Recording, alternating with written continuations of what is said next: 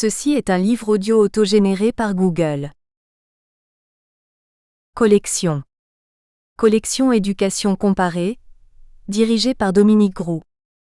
La collection Éducation Comparée est destinée aux enseignants et futurs enseignants, aux formateurs et aux parents d'élèves, aux chercheurs et décideurs.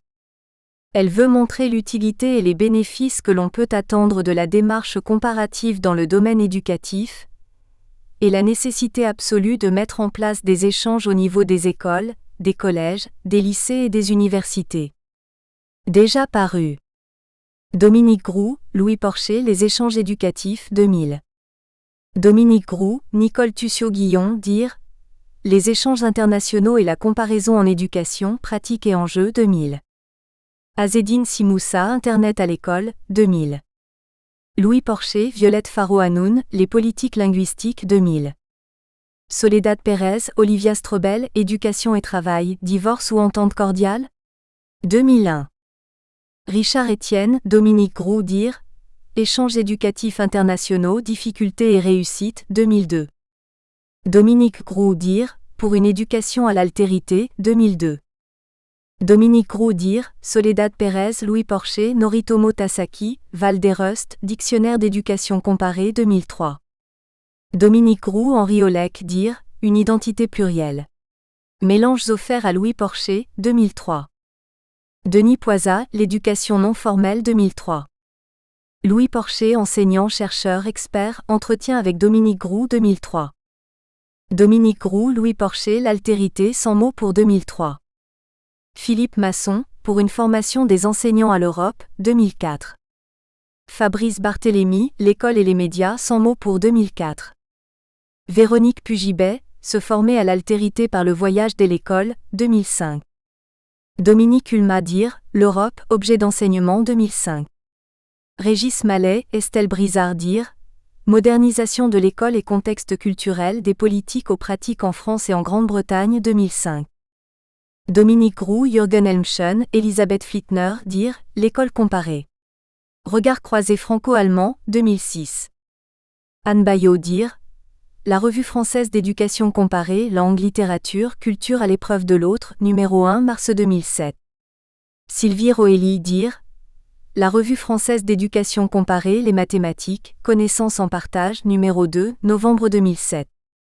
Nadine Baudin, Sonia Briançon, Mathilde Mohamed, dire Guide du professeur des écoles stagiaires, regard sur les formations d'enseignants à l'étranger 2007.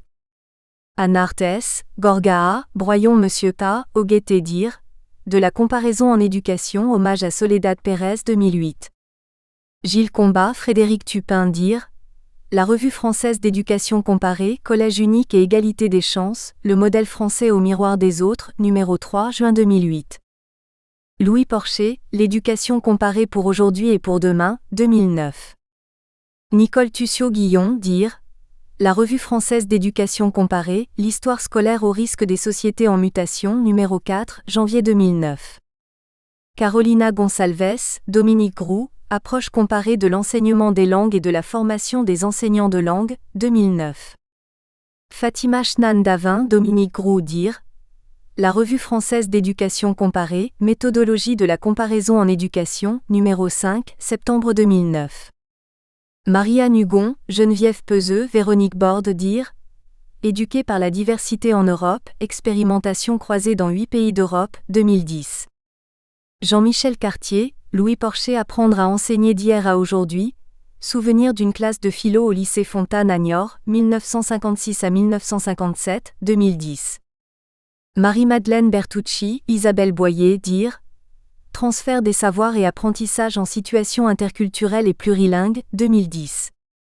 Catherine Blaya, dire La Revue française d'éducation comparée, violence à l'école, recherche et intervention, numéro 6, décembre 2010. Fabrice Barthélémy, Dominique Groux, Louis Porcher, L'éducation comparée, sans mots pour 2011. Fabrice Barthélémy, Dominique Groux, Louis Porcher, Le français langue étrangère, sans mots pour 2011. Lassène Benchama, Dominique Groux, dire Formation des enseignants et ouverture internationale, approche comparée 2011. Louis Porcher, dire La Revue française d'éducation comparée, Éducation comparée verticale, images d'enseignement numéro 7, octobre 2011.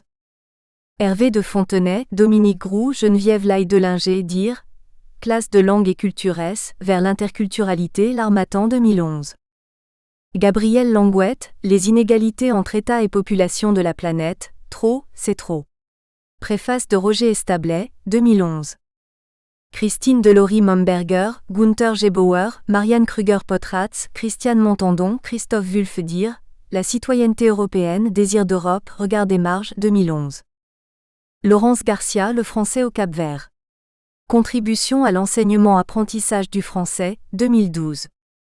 Rodika Elinke dire La Revue française d'éducation comparée, l'informel dans l'éducation de l'enfant, numéro 8, juillet 2012. Dominique Groux, Maria Cantizano dire Professionnalisation et e-learning, 2012. Michel Haas, Le métier d'enseignant du primaire en France et en Allemagne. Grundschullehrer et professeur des écoles, 2013. Fabrice Barthélémy dire La Revue française d'éducation comparée, l'enseignement des langues étrangères face aux évolutions des systèmes éducatifs, numéro 9, mars 2013.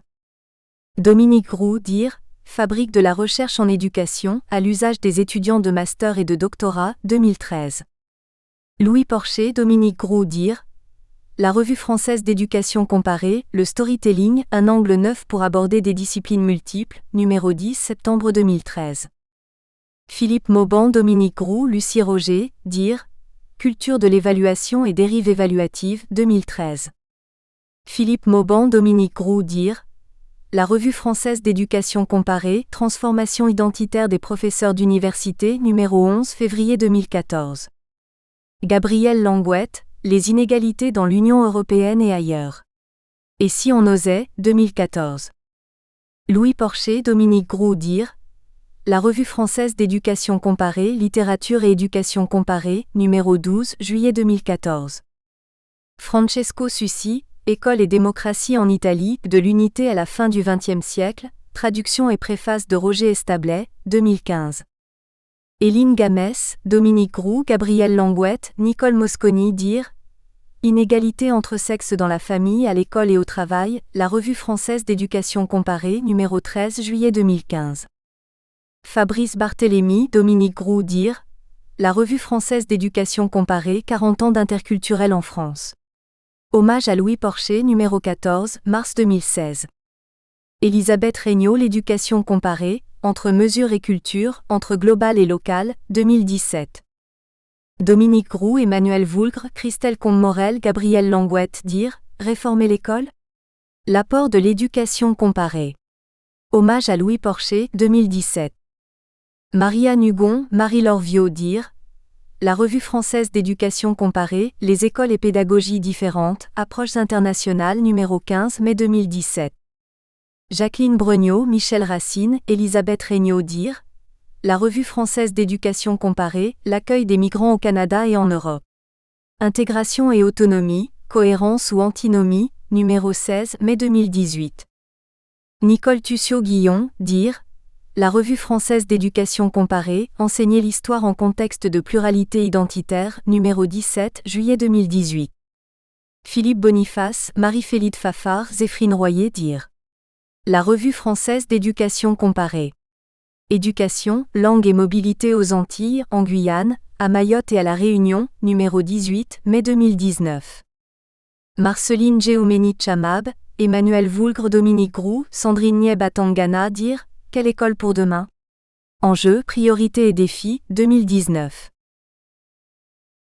Introduction. Dominique Groux, professeure honoraire de l'Université des Antilles, présidente de la FDECE.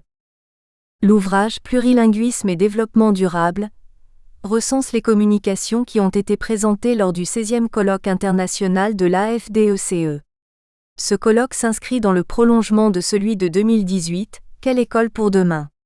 Il s'intéresse à la question des langues en relation avec le développement durable dans son aspect écologique, social, solidaire et environnemental.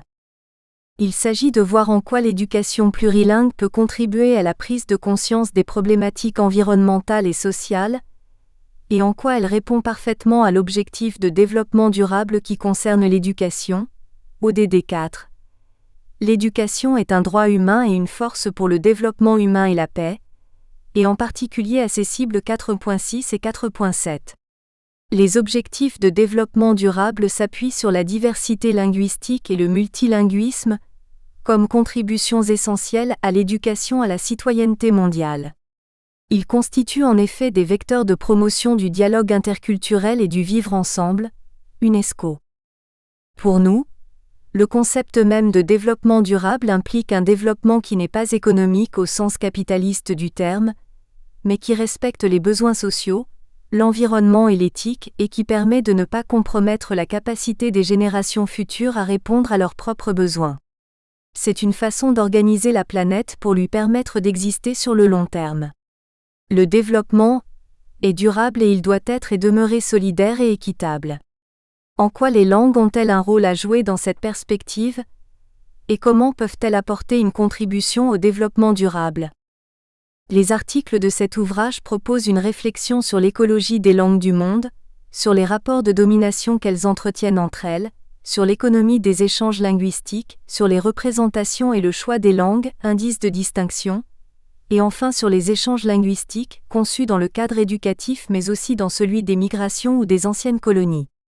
Il s'agit de s'interroger sur les enjeux de l'apprentissage des langues, et en particulier sur le plurilinguisme comme ouverture culturelle et acceptation de l'autre. Thierry Ouyel, après avoir observé et analysé les nombreuses situations linguistiques des apprenants dans le réseau des écoles françaises à travers le monde, note que le plurilinguisme, sujet complexe et sensible, se situe au cœur d'un certain nombre d'enjeux majeurs. Les stratégies identitaires, la géopolitique, la compétitivité et l'employabilité, les bénéfices cognitifs et culturels, le développement de valeurs humanistes autour de la dialectique identité-altérité. Lorsqu'il interroge des parents d'élèves sur le plurilinguisme de leurs enfants, tous insistent sur le pluriculturalisme et l'ouverture à l'autre culture que l'apprentissage d'une langue permet. Une langue n'est pas quelque chose d'académique. Il y a quelque chose qui est terriblement sentimental dans ce que nous donnons à nos enfants.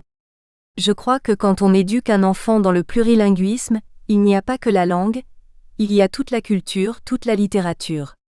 Je vois cela tant en allemand qu'en hongrois. Je découvre moi aussi toute la culture qu'il y a derrière. Une bande dessinée hongroise, un livre hongrois n'est pas le même qu'un livre en français. Les dessins, rien que les dessins, sont beaucoup plus traditionnels. Quand ils vont quelques semaines à l'école là-bas, en Hongrie, ils reviennent avec une richesse incroyable au niveau du dessin, de tout ce qui est tradition, des danses, etc., que nous, dans notre langue, on n'a pas. Et l'allemand développe autre chose aussi. Donc le côté sentimental pour moi, dans l'apprentissage d'une langue, est quelque chose de primordial. C'est cette même richesse intellectuelle et culturelle que soulignent Ninette Kamel, Ibrahim Kibi, Lama Azouri à propos de l'enseignement plurilingue libanais. Cette diversité linguistique est conservée dans la constitution libanaise. Les institutions scolaires et universitaires sont libres de choisir leur propre système éducatif. Le chapitre 2 de la Constitution intitulé « Des Libanais. De leurs droits et de leurs devoirs » garantit la liberté individuelle. L'article 9 affirme que la liberté de conscience est absolue et garantit aux habitants le respect de leur statut personnel et de leurs intérêts religieux. L'article 10 garantit la liberté de l'enseignement tant qu'il n'est pas contraire à l'ordre public et aux bonnes mœurs, et qu'il ne touche pas à la dignité des confessions, et assure qu'il ne sera porté aucune atteinte aux droits des communautés d'avoir leurs écoles, sous réserve des prescriptions générales sur l'instruction publique édictées par l'État. Ceci explique la diversité des écoles privées, avec des systèmes spécifiques. Les unes sont francophones et les autres anglophones, et on y étudie les matières scientifiques dans la langue étrangère et non en arabe qui est le vecteur d'enseignement des matières littéraires. À la différence du Liban, le Japon souffre de son monolinguisme. C'est ce qu'explique Noritomo Tasaki en se référant à des aspects culturels de son pays où le silence est d'or. Le Japon est une société de culture à contexte élevé, dans laquelle on peut être compris sans échanger beaucoup de mots. La discussion est inutile et a peu d'intérêt.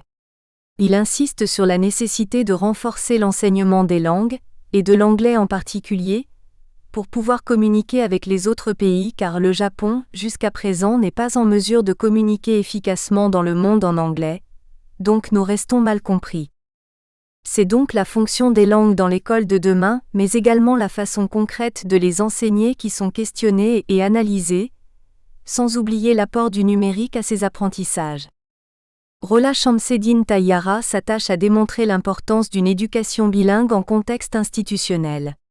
Elle étudie 4 écoles libanaises où les sciences sont enseignées en français. Elle examine dans quelle mesure l'enseignant de langue pourrait, en coopérant avec l'enseignant de sciences, mettre en place un certain nombre de manières de faire, de dire et de penser dont l'élève a besoin dans les cours de sciences. Cette étude met également en évidence les modalités de la réussite de la coopération entre professeurs de disciplines linguistiques et professeurs de disciplines non linguistiques. Toujours dans le contexte libanais, Ninette Kamel, Ibrahim Kibi, Lama Azouri présentent une recherche dans une classe de B5, CM2, pour étudier l'effet de l'usage des tablettes sur l'intelligence verbale et linguistique des élèves. Les résultats montrent une absence de lien entre l'intelligence linguistique et l'utilisation des tablettes à la maison, et un effet positif quand les tablettes sont utilisées avec des objectifs précis en classe. Les chercheurs concluent que ce n'est donc pas l'outil des techniques de l'information et de la communication, TIC, qui importe mais la façon de l'utiliser. Dans un autre contexte plurilingue, celui de l'Algérie, Ouari Bellatrèche propose une réflexion sur l'enseignement des textes à visée argumentative à l'université. L'objectif de sa recherche est d'aider les étudiants à s'approprier l'écrit et à élaborer des critères d'évaluation de leurs écrits et de ceux de leurs pairs. L'objectif est de mettre en œuvre une formation linguistique aux écrits académiques à l'université algérienne, et de développer les compétences rédactionnelles des étudiants. La réflexion porte également sur les modes de gouvernance pour la mise en place du plurilinguisme dans les établissements. De façon plus globale, que signifie le concept de gouvernementalité et celui de bonne gouvernance? Si l'on veut aller dans le sens du développement humain durable, ne faut-il pas favoriser les interactions entre l'État, le secteur privé et la société civile pour élaborer des politiques linguistiques en faveur de l'éducation à l'altérité, préalable à la compréhension, à la solidarité et à la paix dans le monde? Le texte d'Ivanou Moualine illustre cette problématique. Il est une présentation critique de la pratique plurilingue dans le système scolaire au Togo. Par une approche sociale et historique, il questionne la cohérence de la politique linguistique togolaise et plaide pour un plurilinguisme intégré grâce à la juste valorisation des différentes langues. Pour ce faire, écrit l'auteur, il est souhaitable de redéfinir le statut de chacune des langues enseignées en tenant compte de leurs rapports socio-anthropologiques plutôt que juridiques comme dans le cas actuel. Il existe différents types d'écoles plurilingues dans le monde. Les écoles trilingues libanaises, nous l'avons vu, en sont une illustration. Diverses expériences sont analysées dans cet ouvrage du point de vue des différents acteurs. Ivanou Moualine a évoqué dans son article les langues maternelles togolaises et la place qui leur est faite dans le système éducatif togolais. Les langues maternelles sont des alliées précieuses dans l'objectif d'atteindre une éducation de qualité pour tous. L'enseignement bilingue ou multilingue fondé sur la langue maternelle favorise non seulement l'apprentissage, mais œuvre encore à la compréhension et au dialogue entre les peuples. Audrey Azoulay, UNESCO, Journée internationale de langue maternelle, 21 février 2020. Luis Mnaya Garmendia, Poli Davila Balsera et Johanna Miguelena illustrent de façon convaincante la place qui a été faite progressivement aux Basques dans le système éducatif du Pays basque espagnol et montrent comment ce pays a su relever le défi du trilinguisme. Aujourd'hui, le basque qui avait été introduit à dose homéopathique dans les écoles a su s'imposer, puisqu'en 2018 à 2019, ce sont 79,47% des élèves qui sont scolarisés en basque alors qu'en 1982 à 1983, il n'y en avait que 23,2%. De même que l'on parle l'euskara basque, dans la communauté autonome basque, on parle le créole en Martinique. Marie-Félide Fafard propose une réflexion sur l'enseignement des langues vivantes à l'école et interroge sur la place qui est dévolue au créole. Elle présente l'expérimentation qui a été mise en place à la rentrée 2019 sur les classes bilingues français-créole, à raison de 12h30 de français, 1h30 de langue vivante étrangère, 7 heures de disciplines non linguistiques enseignées en créole et 3 heures de démarche contrastive français-créole par semaine, et qui sera étendue à la rentrée 2022 si elle s'avère positive. Enfin, nous souhaitons ajouter l'adjectif plurilingue, à la célèbre formule de Kant, l'homme ne peut devenir homme que par l'éducation, qui illustre bien les intentions de l'UNESCO évoquées en préambule de ce texte. Les exemples précédents montrent combien l'éducation biplurilingue apporte des bénéfices importants tant du point de vue linguistique que culturel et permet d'entrer dans la culture des autres avec curiosité intellectuelle et ouverture d'esprit. Alla Stepanian et Dana Bartosz analysent la méthode intensive d'enseignement du français, qui est proposée à l'université Lomonosov de Moscou à des adultes soucieux d'entrer dans la culture française pour des raisons professionnelles, personnelles, à des fins de communication ou tout simplement par curiosité intellectuelle. C'est également au service de l'enseignement-apprentissage du français et du développement durable que le Réseau africain pour la formation à distance, RESAFAD, s'est consacré. Emmanuel Voulgre a étudié l'historique de ce réseau dédié à l'origine à la formation à distance des directeurs et maîtres d'école primaires dans des pays africains s'appuyant sur les technologies de l'information et de la communication, TIC, sur Internet et sur des salles équipées pour apprendre à utiliser des ordinateurs. Elle présente les réalisations de ce réseau, sa contribution au développement de l'éducation dans le monde, qui s'inscrit donc dans un objectif de développement durable. Ceci nous amène à poser la question suivante. L'enjeu de cet enseignement plurilingue n'est-il pas avant tout éthique ? N'est-il pas en soi un acte éthique, Wittgenstein ? Dans cette perspective, il convient de se poser la question de l'égalité entre les individus dans le domaine qui nous intéresse, celui de l'éducation.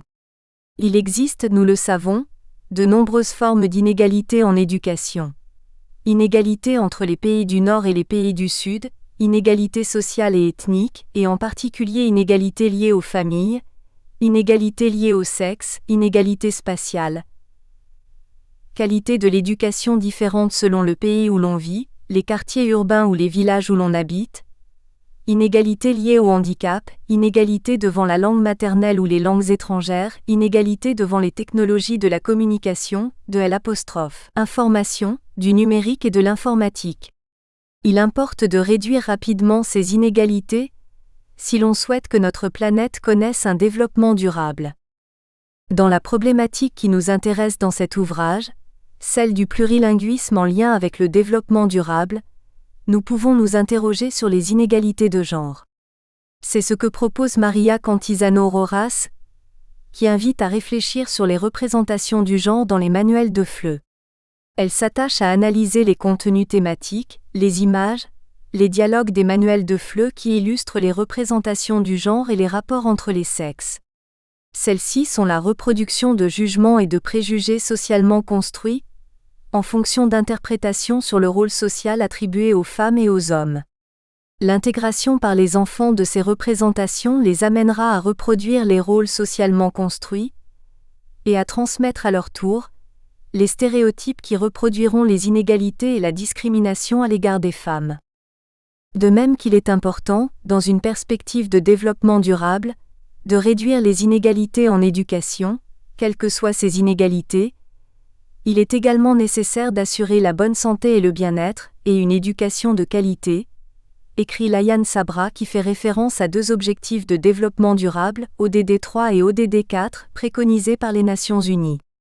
Elle ajoute : étant donné la complexité de notre monde, incertain, digitalisé et ouvert, les adolescents risquent de plus en plus d'être exposés aux comportements à risque, y compris aux phénomènes d'addiction tels que les addictions à l'alimentation, aux drogues, au tabac, à la sexualité et à l'Internet, dites cyberaddiction. Elle présente une recherche qui met en évidence les représentations que se font les élèves et les enseignants. L'objectif de l'étude est de sensibiliser élèves et enseignants à leur représentation de l'addiction, et à terme, de permettre aux professeurs qui enseignent en langue étrangère l'éducation à la santé et au développement durable, d'aider leurs élèves à se protéger des phénomènes d'addiction. Enfin, Tsunami Inoue s'intéresse à l'éducation à la vie qui s'appuie sur la notion autochtone d'Inoshi, et qui a pour vocation d'apprendre aux élèves à respecter leur vie et celle des autres. Si le phénomène de l'inégalité sociale et scolaire est comparable d'une société à l'autre, l'éducation à la vie, comme réponse à ce problème, comporte une particularité culturelle et locale, difficilement traduisible dans une langue comme le français, écrit-elle. La notion autochtone d'Inoshi inclut une transmission des valeurs et une conception du monde propre à la culture japonaise. Il s'agit alors, pour la chercheuse, de surmonter la ligne abyssale entre le savoir occidental et le savoir japonais à travers la question de la traduction. Nous pouvons, avec Tsunami Inoue, conclure sur les aspects éthiques du plurilinguisme qui apporte incontestablement sa contribution au développement durable et à la paix. Première partie, regard sur les langues dans différents contextes. L'éducation plurilingue, un défi pour l'école. Thierry Houyel, inspecteur de l'éducation nationale, en résidence à Berlin, Allemagne. Inspecteur de l'éducation nationale depuis presque 30 ans, j'ai été et je suis toujours confronté à la problématique du plurilinguisme dans des territoires très divers où j'ai exercé tels que la ruralité, l'ultramarin, Polynésie française, les centres-villes, l'éducation prioritaire et le réseau des établissements français à l'étranger, 50 pays. 50 langues différentes. Cette problématique est progressivement devenue un sujet central sur le plan professionnel et une passion sur le plan personnel. Un sujet stimulant qui m'invite à lire de nombreux ouvrages et articles universitaires empruntés à des approches différentes et complémentaires, la sociologie, les sciences du langage, la didactique des langues, la psychologie, la sociolinguistique, les sciences de l'éducation, la psycholinguistique, articles issus de nombreux pays dont ceux qui ont notamment une réflexion déjà bien construite au regard de la problématique du multilinguisme inhérente à leur histoire, Canada, Belgique. Je donne également des conférences publiques sur ce sujet, et j'anime de nombreuses formations. Je procède aussi à l'audit externe d'établissements sur la politique linguistique mise en place. Un sujet complexe très souvent passionnel. Le bi-pluri-linguisme donne lieu à des débats passionnés dans l'espace éducatif ou familial, en fonction des points de vue adoptés et des expériences personnelles liées à l'apprentissage des langues. Ce sujet suscite à la fois des peurs et des fascinations, quand il s'agit d'évoquer des parcours d'élèves plurilingues. Le bi-plurilinguisme, sujet complexe et sensible, se situe au cœur d'un certain nombre d'enjeux majeurs. Les stratégies identitaires, la géopolitique, la compétitivité et l'employabilité, les bénéfices cognitifs et culturels, le développement de valeurs humanistes autour de la dialectique identité-altérité. Il convient de s'interroger sur les enjeux de l'apprentissage des langues, et en particulier sur le plurilinguisme comme ouverture culturelle et acceptation de l'autre, confère appel à communication de ce colloque. Une approche pédagogique renouvelée.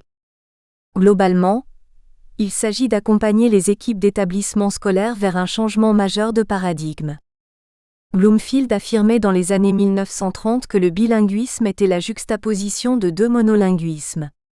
L'imagerie médicale en appui de nombreuses recherches a permis de dépasser ce modèle initial caduc en adoptant un nouveau concept permettant de comprendre le processus d'acquisition de plusieurs langues, la compétence plurilingue et pluriculturelle.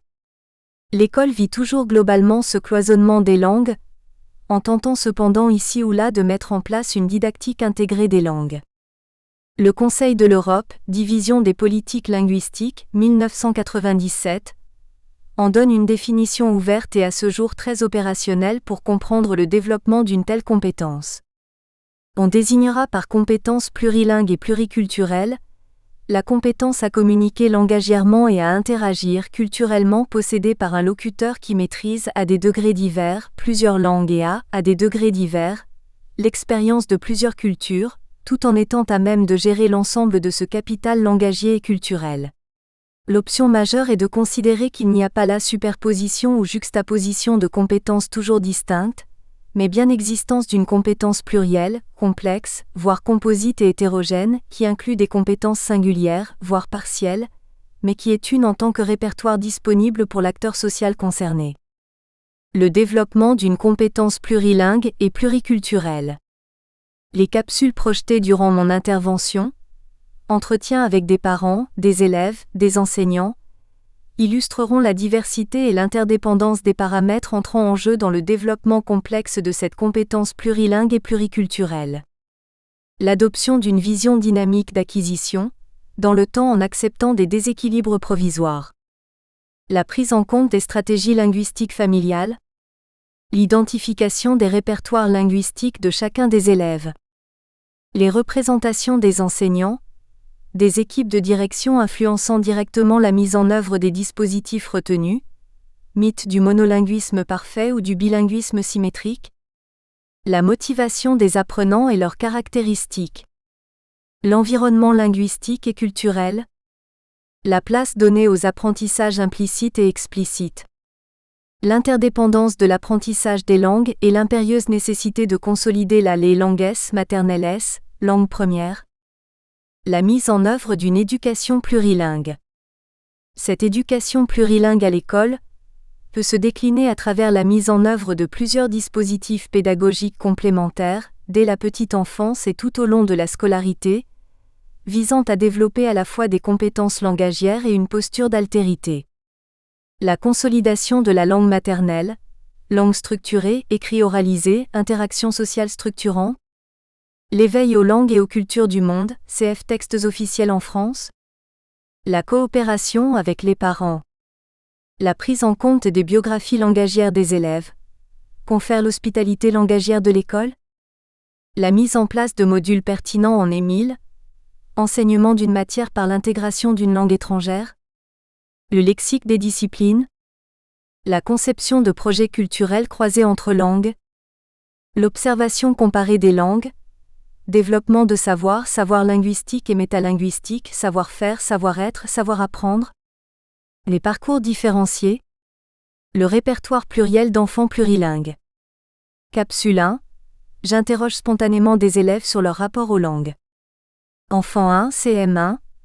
Je vais dire bonjour en chinois ni hao, en japonais c'est moshi moshi, en russe je vais dire football, en anglais je vais dire table, en allemand je vais dire attention Artung, en italien je vais dire un train un traîneau, en irlandais je vais dire saucisse et spin. Enfant 2 CM1. J'aime bien voir la différence entre les mots, j'aime bien quand les mots sont différents par exemple, je en français c'est je et en danois c'est jeg, j'aime quand c'est différent mais je ne sais pas pourquoi. Enfant 3 CE2. Le R on le dit RRRR en finnois. Enfant 4.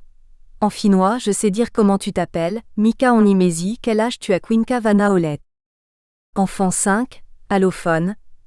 Quand je suis arrivée en maternelle c'était difficile pour apprendre une langue étrange mais quand j'étais plus que 4 mois ou 3 mois, j'étais habituée à cette langue, française, et ce n'était plus trop difficile et maintenant je veux apprendre du chinois et de l'espagnol. Enfant 6 CM2. J'ai appris le français en petite section et c'était très difficile car personne autour de moi ne parlait le français. Maintenant c'est plus facile. Je veux améliorer l'orthographe, la grammaire et la conjugaison. La complexité des stratégies linguistiques familiales. Les stratégies familiales linguistiques sont parfois complexes comme en témoigne cette maman qui met en avant à la fois la diversité du répertoire pluriel interne à sa famille, ainsi que son souci de transmission de l'héritage du patrimoine familial dans ses dimensions linguistiques et culturelles. Capsule 2, une maman d'élève. Moi, je suis déjà moitié polonaise, moitié belge. Ma mère ayant quitté la Pologne dans des conditions un peu spéciales, a voulu couper un peu cette histoire de Pologne et ne nous a jamais parlé polonais, ce qui a été un grand regret de notre part. J'ai épousé un homme qui est moitié hongrois, moitié italien. Son père a fui la Hongrie et est allé en Autriche donc a étudié en allemand. Oui, je vous ai dit, ce n'est pas facile. Donc nos enfants ont déjà 5 nationalités en fait au départ. Mon mari et moi, on a décidé que chacun parlait sa langue maternelle. Moi, le français et lui, l'allemand même si sa langue maternelle est en plus l'italien puisqu'il était déjà dans le bilinguisme. Nous espérons que vous avez apprécié cet aperçu. Pour continuer à écouter ce livre audio sur Google Play Livres, utilisez le lien dans la description de la vidéo.